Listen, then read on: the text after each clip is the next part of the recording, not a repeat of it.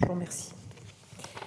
Question de Monsieur Jean-Félix Acoviva, Madame la ministre déléguée chargée des collectivités territoriales et de la ruralité. La parole est à Monsieur Jean-Félix Acoviva. Merci Madame la Présidente. Madame la Ministre, le comité de massif de la Corse est piloté entièrement par la collectivité de Corse. À la différence des comités de massifs continentaux, souvent interrégionaux, la loi sur le statut de la Corse de janvier 2002 a transféré cette compétence de l'État au niveau territorial. Il n'y a donc logiquement pas en Corse de commissariat de massif, ni même de convention interrégionale.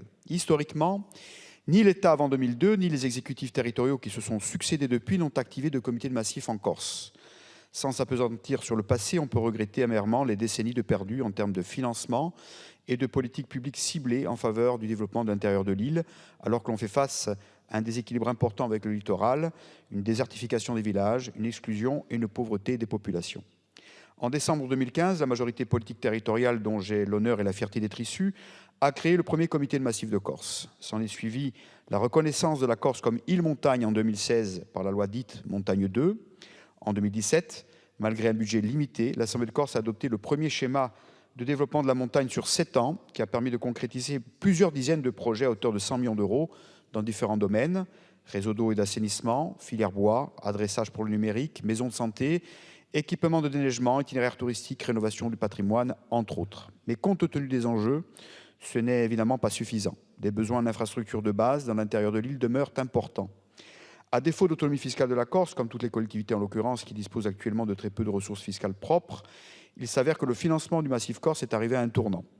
Il doit être revu selon nous clairement à la hausse, d'autant que la subvention globale du massif corse, qui est visée à l'alinéa 10 de l'article 10 de la loi Montagne, n'existe pour dire pas, puisqu'il se limite à la modique somme de 150 000 € par an.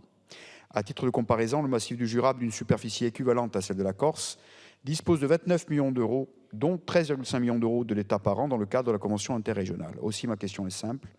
Êtes-vous prêt à réfléchir enfin à un système de financement du comité de massif de la Corse, respectant l'esprit et la lettre de la loi de 2002 ? Je vous remercie. Je vous remercie. La parole est à Madame la secrétaire d'État chargée de la citoyenneté de la ville. Merci Madame la Présidente. Monsieur le député Aquaviva, je vous sais évidemment particulièrement attentif à la spécificité de votre île, de la Corse. C'est notre île montagne. Donc je vais essayer de vous apporter la réponse la plus précise de la part de ma très chère collègue Dominique Faure. Donc vous le savez, cette spécificité est reconnue par l'article 174 du traité de fonctionnement de l'Union européenne, au même titre que les autres territoires spécifiques, insulaires, montagneux, transfrontaliers, ruraux, à très faible densité de population. Nous partageons le fait que la Corse ait besoin d'une attention toute particulière. Cela, comme vous le rappelez, a été confirmé par la deuxième version, vous le savez parfaitement, la deuxième version de la loi Montagne de 2016 sur le volet montagne et la création du comité de Massif Corse que vous présidez en est parfaitement la preuve, monsieur le député. En Corse, l'État et la collectivité territoriale de Corse accompagnent 5 territoires grâce au programme Avenir Montagne Ingénierie pour construire leur stratégie en vue d'un développement touristique beaucoup plus durable.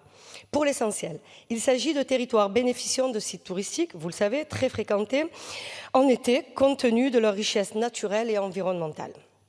Ces collectivités s'engagent dans la conduite d'actions visant à maîtriser ces flux et à mieux répartir dans le temps et sur le territoire, notamment en valorisant les sites naturels, patrimoniaux et culturels moins connus et qui ont aussi vocation à bénéficier en réalité de retombées économiques.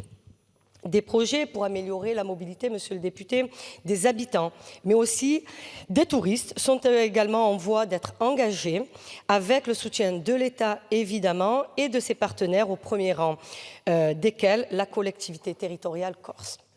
L'État a de surcroît consacré 8,8 millions d'euros de crédits dans le cadre du programme Avenir Montagne Investissement.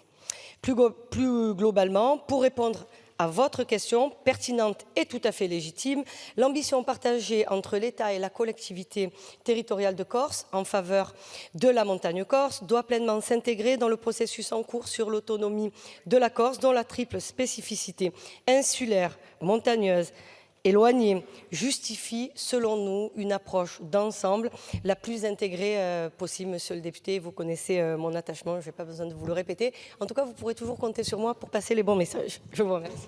Je vous remercie. Monsieur Coya. Je remercie Madame la Ministre pour son investissement vis-à-vis de la Corse et pour la réponse. Évidemment, j'intègre que cette discussion est en perspective dans le processus, donc nous en discuterons bien volontiers pour remettre les choses au bon équilibre. Merci beaucoup. Je vous remercie. Question de Madame Émilie